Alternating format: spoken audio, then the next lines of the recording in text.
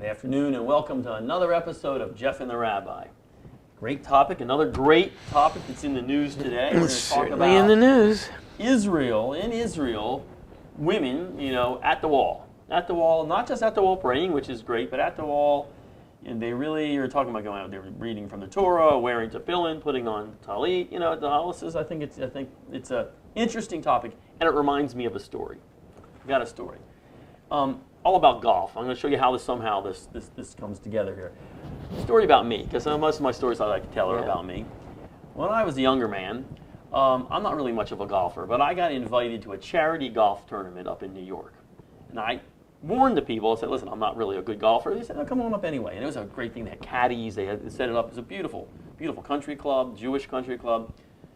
And one shot I remember, and to this day, it's one shot that I remember forever. I lined up at the tee. I hit the ball, and I don't know if you've ever golfed before. When you hear that ping, it was the perfect shot. Best shot I think I've ever heard in my life. I watched that ball soar through the air, landed on the green 10 feet from the cup. Absolutely amazing. I was impressed. It was the best shot I've ever hit in my life. And not just that, but it also happened to be the last shot I hit of that the whole charity thing. And that was not my decision. It was a decision, kind of a community decision between the players that I was playing with, the people on the fairway next to me where the ball soared over, and even more importantly, the people on the green 2 holes over where the ball landed, exactly as I said, 10 feet from the cup. Right. So they all decided it was best for me to quit at that time, so I kind of shyly got back in the cart, drove with them the next 2 holes, and then did the walk of shame with my clubs into the clubhouse and left. But I know you're wondering, where is my point here? I'm not really sure. But the producer said we had a lot of golfers watching, so I thought I would just bring it up. But no, my point really is this. Besides that, I just want to tell a great story of my awesome shot. I think right now probably the only thing left in society that you're allowed to distinguish between the sexes is golf, and that won't last long. But when you golf, there's the first tee that you come to, I think they call it the eagle tee, which the guys that are great golfers can hit.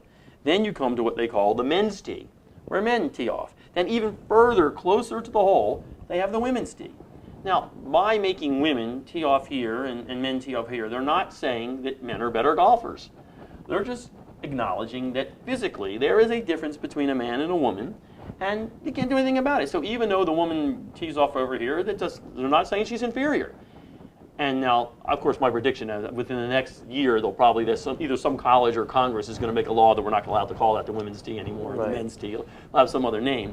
But the point is, for that game to be played, the rules allow a man can do this and a woman can do that, and that's just in the rules. That's how it works, because that's the way it's supposed to be. They're different. They're not inferior, not superior. So my question to you, now that we have women wanting to go change the rules and say, I want to hold the Torah, I don't believe Judaism is saying that woman's inferior, but the rules say a man does this and a woman does that. Am I wrong here, or is there another answer to this? Yeah, well, you definitely are right. That's what the rules say. Right. However, nowadays there's a lot of different interpretations of the rules. Right. And that's really what we should devote a whole separate segment to, who gets to define the rules. But the bottom line is, there's the Orthodox definition of the rules, there's a conservative, and there's a reform, and then there's probably every which other person in between that wants to define the rules however they want. Right. And that's kind of like the American way, which is, I decide anything. I eat pork, and I decide that that's Judaism. To me, that's Judaism. Eating pork on Friday night with the Shabbat candles, that's Judaism. To me, that's Judaism. And everyone gets to say whatever it is to me. Right. So these women are saying, why don't we get to worship the way we want at the wall?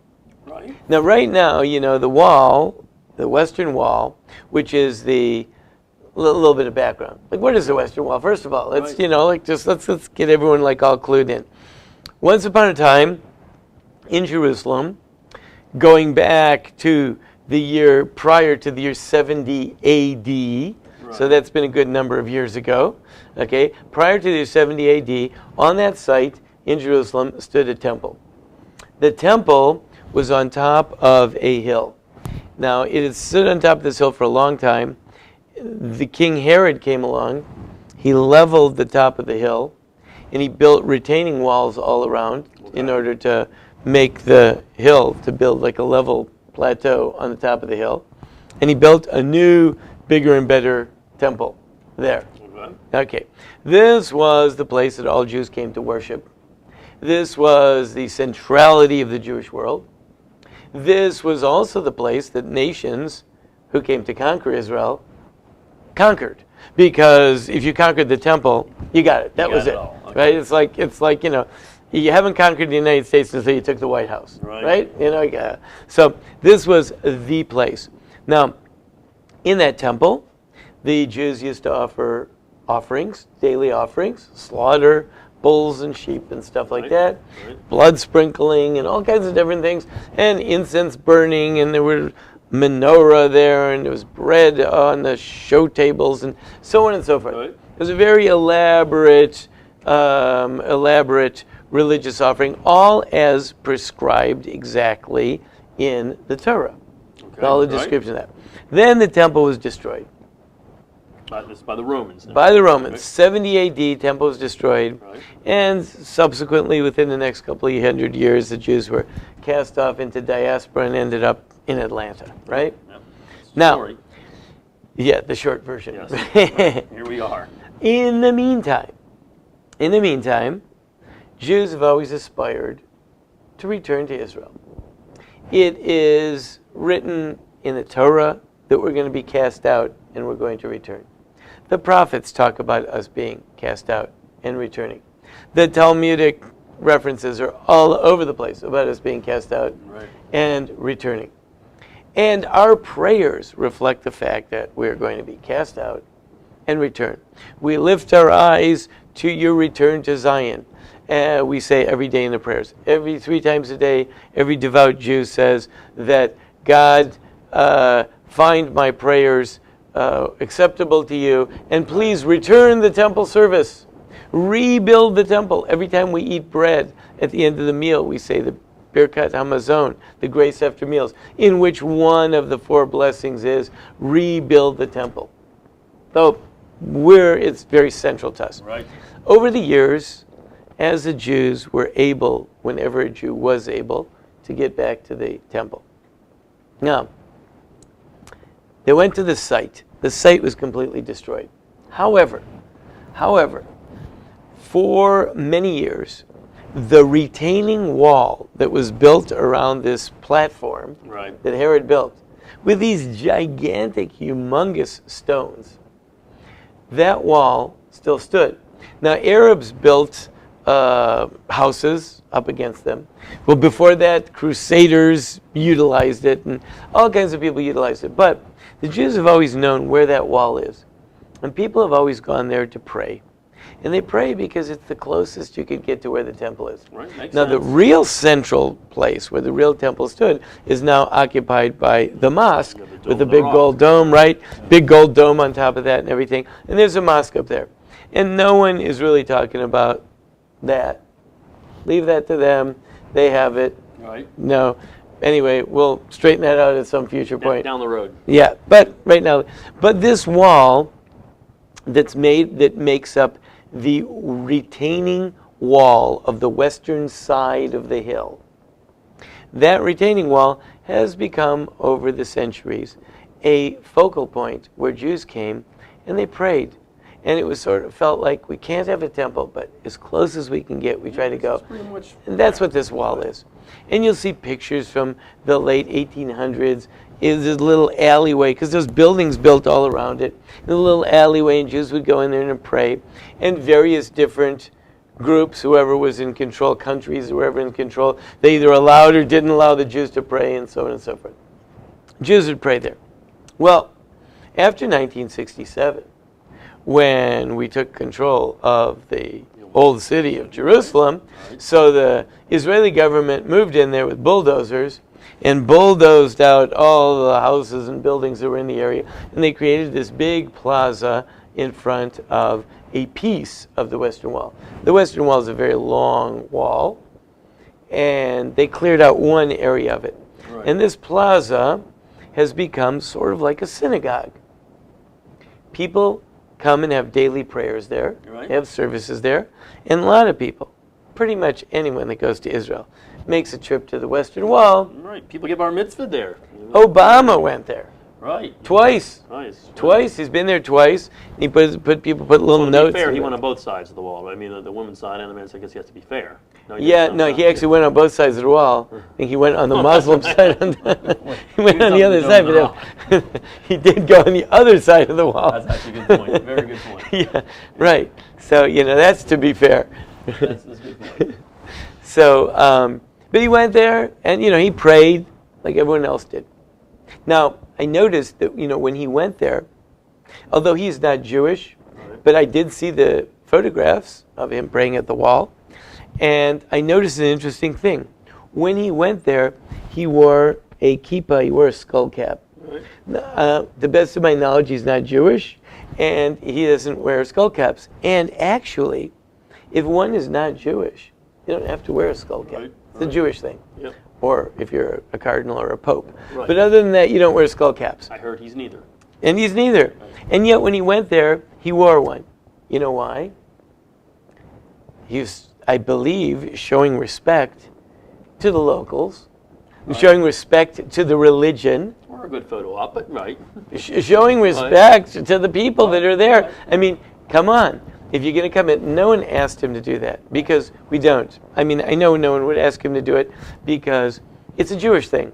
And non-Jews, if I have a non-Jew in my house, they don't have to wear it. They don't have to wear it. Many times they do. They feel more comfortable because it's my house, but they don't have to. If a Jew is there, I ask them to wear it. But if a non-Jew is there, I don't ask them to wear it. And I don't think they would have asked him to wear it, but I'm sure he did it anyway. And he wanted to do it because he wanted to show deference to the local custom and to the religion that is there. Right. When you walk into the place, whether you are Jewish or non-Jewish, whether you're conservative, Reform, or Orthodox, you cover your head. Right. Even the people that don't have kippahs, they pass out these little cardboard kippahs. Seen them. Everyone puts them on. Yep. Why? Because it's deference to the Jewish religion. Okay. Now we have the women of the wall. Right. The women of the wall. By the way, if you go to that site, it's not what you think. It's something else, probably. I'm just assuming. That's right. You better watch out. Before you go look up their website, Right. be sure your filters. Right. Be sure you got all your filters on Because high. that might mean something else. I Right. just Be don't sure know. all the filters high, extra high. Right. Like super filtration. Right. Yes. Right. Right. I don't check it out on my computer. Right. Okay. The women of the wall. Group of women show up, and they say, "We want to pray here. We want to wear talis. We want to wear tefillin, and we want to read from the Torah." Now not only Orthodox custom, but the law of the Torah, as understood by the Orthodox, and as codified in the Jewish Code of Law, says that women don't wear tefillin, and we don't have women's minions reading from the Torah. Now, as much as there might be some groups that could question these laws, even amongst Orthodox, and there might be some circumstances where certain women would maybe wear a tallis, or there have been instances in Jewish history where a woman wore tallis or tefillin. And there might be arguments that certain women could read from the Torah, and so on and so forth. Generally, the prevalent custom is that women don't do that. Based on custom or based on specific wording in the Torah? It's actually not wording in the Torah. It's interpretation of the law. Okay. It's interpretation of the law based on analysis of the verses, for example, that talk about tefillin. Gotcha. Women are not commanded to wear tefillin, and of course, and according to most opinions, should not wear tefillin. Gotcha. Okay? But certainly, women don't wear tefillin. It's just Jews haven't been wearing, Jewish women, by and large, except for maybe an exception here or there, have not worn tefillin for centuries upon centuries. forever. Right. Centuries and centuries. Right. You do not find that anywhere in Jewish law. Now, of course, we live in a feminist era. So, shows up at the wall, this group of women, and they say, they're there with their tallis and their tefillin, and they've decided that they want to come the first day of every month. They come. It's Rosh Chodesh. Rosh Chodesh, the first day of the month, is supposed to be a special day for women. So they want to express themselves by coming with the tallis and the tefillin and read from the Torah. So up until now, they have been shooed away, or worse, arrested, because they're not showing respect to the prevalent custom. Right. Okay. But they went to court. They said, no, how can you do this? We should have access to the wall. We should have so on and so forth. So now there is this big tug of war. For all the Orthodox who go there, this is outrageous. It is a insult to their sensibilities. Probably intended to be. And probably intended to be, right. Now, many of them, of course, they say, they go on the women's side. By the way, they go on the women's side. And, of course, they say, we're doing this because all these poor, oppressed Orthodox women probably will take inspiration from us, and many of them will even realize that, yes, you can do that. And of course, all these poor women will be liberated from their shackles. And that hasn't really happened, has it? Has not happened. Has not happened. And by the way, this isn't an aside. This is actually an important point. Part of their argument is that all these Orthodox women are being oppressed. They have to be, because Orthodox is oppressive, and so on and so forth. There's a rule of thumb that I had a rabbi that taught me. He said, if you have a group of people, like any social group, if 10% or more, but even if 10% of that group is dissatisfied and doesn't want to play along, the whole thing's going to fall apart. Well, that's interesting. That's an interesting one. It's all going to fall apart. You cannot have, for example, you cannot have a group where 10% of your youth are disaffected. They don't like it. They don't want to continue in it. Right. You can't keep them in chains like that. Right, the group is going to fall apart. And if there were large numbers of Orthodox women wanting to bail out, well, the community would fall apart. Because, it's the homes, it's the people, it's there wouldn't be support for the husbands. It's not that regressive. And I got news for you. A lady wrote an article, actually. She's a professor at Emory. She wrote an article. She's Muslim. She wrote an article, and she really said the same thing. She said, you think that all these Muslim women are being oppressed. The truth is, most of these Muslim women, they don't feel so oppressed. They are comfortable with their lifestyle. We Westerners look at them, oh, they must feel horrible with the burqas and the lifestyle and all that. If they really felt that bad, they would make such a tumult because, by most estimates, the women constitute 50% of the populace. And when you have large numbers of them are not satisfied, it's just not going to work. Right. So the truth is, most Orthodox women are pretty satisfied. They like that style. And I'll tell you what happened most recently this past month. So they had the Women of the Wall. They got the right from the court to come and have their service. So what did they do? What did the Orthodox women do? So the Orthodox women decided, here's what we're going to do. We're going to go there and pray. We're going to go pray in such numbers. We're going to mass and fill up that plaza with people just praying. And they did. Wow. Thousands upon thousands of women flooded into that place and filled up that entire plaza, so that when the 15 or 20 Women of the Wall came and did their thing, they were basically drowned out by all these other women. Wow. Okay. Wow. However, you're going to have a hard time finding that anywhere, because guess what? The media also came. Guess who the media filmed? I assume it was not the Orthodox women. The media got all the pictures of these women. Probably like this one right there. Right, that's right there. There might even be a picture from them. Right. They got those pictures of all those women and all the other women that were there, and nary a mention of the fact of all those other women. Now, what happened? In the meantime, of course, there is some hotheads, some men, who are always going to be some hothead men at any gathering. And the rabbis put out all these posters and signs. No violence, don't do anything. But, there's always people itching for a fight. Right. They start screaming and hollering and throwing water bottles at these women and all that. And, of course, 2, 3, 4, 5 guys, whatever it was, got arrested, and they're hauled up. That was filmed. That was, pictures of that made all the papers. Yeah, I can see thousands and thousands of people there praying peacefully, and these people got their photographs. People got arrested, got their photographs. Right. The bottom line is that there is a substantial difference between the two groups. One group is coming to the place to pray to God.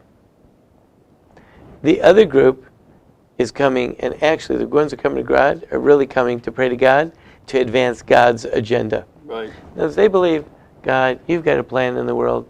Please fulfill the plan. Rebuild this temple. We'll have services here again. You take care of us. What's the other group coming?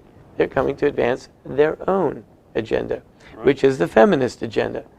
Matter of fact, they've recently hired, I forget her name, they hired a PR woman who is now fashioning this as making these women into the Rosa Parkses of the world. Right. And they're freedom fighters now, and they are representing everyone in the cause of saving everyone from oppression. But we know that if the temple would be rebuilt, these women would be horrified. Without a doubt. You think they want to see temple services come back? That's not what they're there. I mean, it goes back to, I think I've said this before on our show, my theory of it's easy to find progressives' plan. It's already been written. There's 613 things that they have planned for. Right. This is one of them. These are every single mitzvah in there. They're going to do whatever the opposite of that mitzvah is because that's what God wants, and they're going to show that they're bigger and stronger than God. Now, anyone who's viewing this, by the way, will say, that's easy for you to say. Have you ever spoken to any of them? Do you know them? Have you met them? And the answer is, I can say yes. Because one of the main organizers of this, one of the first women that came up with this idea, is a lady named Anat Hoffman. And Anat Hoffman and I, and a small group of other people, met in Jerusalem. Wow. And I had an opportunity to hear her explain herself. I asked her questions. She told me their whole theory. She says she prays every day in her home. They have a private minyan, or she prays in her home. She puts on her tefillin every day, and so on and so forth. Now, the bottom line is, if a person, let's say, is praying to God, this is my question I posed to Anat Hoffman. Okay, you feel that you want to wear tefillin. Why do you want to wear tefillin? If you want to wear tefillin to promote your agenda, that's very anti-tefillin. Because tefillin is something that God said to do. Let's say you feel you want to get closer to God by wearing tefillin. Anat Hoffman, does God really want you wearing tefillin if it's upsetting so many other people? Is that really important, particularly at the wall? Would God not be satisfied if you wore tefillin at home and just came and sincerely prayed to Him at the wall? Does He need those tefillin? Is that a mitzvah? Is it really a mitzvah to upset people? Is it a mitzvah to bring about violence with other Jews? Now, yes, it's true. You want to express yourself at the Western Wall. Are your prayers heard more? Do you think if you said to God, God, I would love to wear my tefillin at the Western Wall, although that doesn't say anywhere in the Torah that tefillin need to be worn at the Western Wall. Matter of fact, it doesn't even talk about the Western Wall anywhere in the Torah. But if someone were to say, God, just like me, I personally don't wear my tefillin at the Western Wall. I wear tefillin every day. Right. I can pray at home. And then I can go to the Western Wall and offer prayers. And many times I do. And as a matter of fact, you know what? I really generally avoid putting on my tefillin at the Western Wall. And the reason I do is because I like to pray in a synagogue that's quiet, quieter, more confined, and sometimes it's kind of like a carnival atmosphere at the Western Wall. Right. So I don't go there. I go there, I offer my prayers. I don't necessarily put on tefillin. Maybe I go in the afternoon. I don't wear tefillin in the afternoon. I've gone to the Kotel many, many, many times. I don't wear tefillin. That's interesting. Why do I have to? Now, if I was going to go there and it would upset people, does God really need me to go there to upset other people to put on my tefillin? Is that a mitzvah? Unless, of course, you're promoting your own agenda, in which case, of course, it's not a mitzvah. You're only promoting your own agenda, which we all know to be the case. Right. And yeah, that's actually a good point. And how did she answer to that, by the way? So, as a matter of fact, at the time when I proposed that to her, I asked her if she puts on every day. Of course, I put on tefillin every day. Now, I didn't really pursue that particular line of reasoning, but I did ask her about some other mitzvah performance, and it turns out she's not really such an observant lady, because she really identifies with the Reform movement. So they don't really observe most of this stuff. They don't put on tefillin usually. And they don't put on tefillin anyway. And as a matter of fact, I think that they would think it's kind of strange, like you have to put on boxes. And, why would you do all of that stuff? So they don't really, she more identifies Reform. It's something that she likes to do, which is okay. And everyone has the freedom to do what they like to do. Unless, of course, I think the standard credo is it hurts someone else. It hurts someone else, and it probably is something she likes to do because it's something that she's not supposed to do. Right. So she wants to do that to make a statement because she wants to promote her rights. And here we come to the point of when you have the public square, when you have a religious shrine. Now, long before this was a national shrine, because long before there was a nationhood or a state of Israel, this was a religious shrine. People went there to pray. They did nothing else there but pray. Right. You see, even in the pictures when they came back in 1967, they went there to pray. Soldiers put down their rifles, reverentially touched the wall. They were praying. It's about prayer. Now, when you go there and it's about prayer, you have to think about everyone else. And generally, when you share the public square, when we're going to have a synagogue, one size fits all. Whose rules are going to be observed? Reform, conservative, Orthodox. It's generally going to have to be the Orthodox rules that are observed because those are the ones that everyone can live with. Right, and you can't argue that, and that makes sense. I mean, just on a side note, one time I think I told you the story, I was on a cruise, and it was Shabbos, and myself, my children, everybody we went down, they were going to have a Shabbos service. Now, 90% of the people there were Orthodox, and they started to pray. And what they did is they put a whole row of chairs dividing where the men and the women pray. Where there was one woman, obviously very Reformed, who kept going on the other side of the chairs. I said, I want to pray here. The men said, but that's not what we do. It's our tradition. I'm as Jewish as you are. And all she wanted to fight was, I'm as Jewish as you are. And her poor husband was just sitting there looking at me. I'm sure he's heard this so many times. But she kept moving where they kept moving, so she could keep her goal was not that she wanted to pray. Her goal was to interfere with the way they wanted to pray to show how Jewish she was. That's just kind of the same thing. Yes. Now, it hasn't really caught on, to tell you the truth, because I spoke to Anat Hoffman probably about 15 years ago. And she was doing this then, and her group. It never caught on until they got a PR lady recently. The PR lady knows how to contact the media, knows how to be sure that everyone's out there taking pictures, and knows how to spin it so that it now became a civil rights agenda item. Sounds like progressivism. Right. Cool. Now, I noticed that, no one's trying that in the Arab world. No one's really trying that in the Christian world. Can you see people dressing up, going to Vatican Square, dressing up like cardinals and start doing sacraments? I think they'd run you off. Can you see you go to a Shinto shrine and they tell you this is how we do it. You have to take off your shoes. Right. No, I don't take off my shoes. Well, you know what they're going to say to you if you don't take off your shoes? You're not coming in. But listen, I have a right to worship as I want. And they'll say, no, you don't. This is the Shinto way. This is the way we do it. But Shinto, I'm also Shinto, but I'm Shinto with shoes on. I'm sorry, you're not going to do that here. Very good point. Very good point. You just aren't going to do that. No Shinto with shoes. I'm sorry, no Shinto without shoes. And that's the way we do it. And that makes sense. I mean, right? The Muslim world, they might even stone you, but still. Right. That's right. It's not a good thing. That's right. You're not going to be able to do it because you have to respect when it comes to a religious place. Now, there's lots of room for social discourse and social activism and gaining rights and all that. But do people not have a right, a religious right, to observe in a manner that it's not offensive to them? And whose are you going to pick? So the only thing you can do is you're going to pick the one that was there already. Right.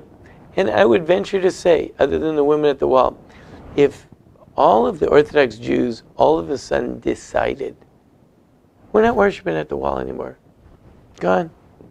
We're not going to do the wall anymore. You know, the rabbis have declared no more worshiping at the wall. Right. Okay? So the Orthodox Jews wouldn't go there. Who would be there? I don't think anybody would. Pretty much. I think that would be the end of Would the anyone go there? Would even non-religious people visit? I mean, it'd be like visiting Petra or the pyramids. Right. You'd have some, you know, she wouldn't be there, and Annette Hoffman wouldn't be there. No. Come on. Give us a break, Annette. We know you wouldn't be there. If no one else was there, you would not be there. And you would not be praying for God to bring us back our temple service and let us, where the, and in the meantime we pray, we pay for the bulls and the sheep with our prayers, but someday we hope for those prayers. I don't think so. Not working that way. I'm not seeing it. Interesting. I'm not seeing it. So the point here is, I guess, to sum it up and tell me if I'm correct, is, okay, I mean, you have religion and you have social discourse, you have social, maybe if you want to, you know, there's nothing wrong with being a feminist, nothing wrong with being progressive, but when the point of it is to take down other people, really take down the Orthodox Jews, and that's kind of what it's all about there, take down the fact that you believe in these mitzvahs and that there is a difference between a man and a woman, they want to show you there's not. Right. Then maybe it's really not called for. Then maybe it's not really them reaching out to God, and really the whole purpose of this thing is just to make a social point. Well, and I would say one thing which is very, very interesting. It seems to me that this really has its roots a step back. There's always been a fundamental tension at the Western Wall. The Israeli government has had officers swearing in ceremonies. And this kind of highlights the state of Israel, and there's an inherent tension in the state of Israel that exists. The state of Israel treats the wall as a national treasure and as a national landmark. Orthodox Jews treat it as a place of reverence. There's a difference. And right? Yeah. there's a tension over that. Like, for example, if you go to Wounded Knee, South Dakota. Right. So Wounded Knee, South Dakota is a historical place with a marker there and all that, you know. What happened at that place? It's a historical place. Now, it also happens to be the burial ground of a lot of people's ancestors. Right. So the Indians treat it with a certain reverence because that's where their ancestors are buried. Other people treat it as a historical place. What happens when those two come into conflict? So as a place where their ancestors are buried, there's a certain reverence that they have toward it. From a religious perspective, that's their religion, having to do with the sacred souls of the ancestors. I'm not sure exactly how things work like that in Indian religion. But for other people, it's historical. And what happens when those two things collide? So the Western Wall, in many ways, Israel, this kind of sums up the conflict in Israel. Yep. For many people, Israel is the embodiment of the Jewish religion. And for other people, Israel and the state is the embodiment of a nationhood and a nationality. And that conflict is playing itself out over and over and over again in thousands of places. Now, in many places, the advantage seems to be towards the secularists or the women. In other words, in the streets of Tel Aviv or Jerusalem, not every woman is expected to dress modestly. Right. But at the wall, it's sort of been recognized that this one's a religious place. Now, that's interesting. This has been a religious place where you wrap yourself in a shawl. If a woman comes in bare-shouldered, they hand her a shawl. She wraps herself in a shawl. Well, would Annette Hoffman say that women should not be wrapped in a shawl there? No, you probably shouldn't be saying this. It'll be bikini night at the right now, wall. She says women should wrap themselves in a tallis. But would she argue for the rights of women not to wrap themselves in any shawl? Should a woman, I mean, after all, women said, this is how I pray to God. I pray to God with bare shoulders, right? Yep. I pray to God bareheaded. I pray to Jesus at the wall. Could a minion come and read and have a public reading of the New Testament at the wall? And on and on and on. Is Annette Hoffman going to fight for all of those rights also. In which case, really, why can't you leave a religious shrine alone? That's the real point, I guess. You got everything else, leave that one alone. Yeah. Well, good point. Good point. All right. That's good. Very interesting. We'll probably get some interesting comments on this one as well, I would assume. Poor Anat probably doesn't remember me, but I'm the rabbi that gave her a hard time 15 years ago at lunch at the Jerusalem Plaza. There's probably been a few other rabbis that have given her a hard time since then, but you're right. All right, great. Well, that's a great episode, very informative. And we will see you next week with another great episode of Jeff and the Rabbi.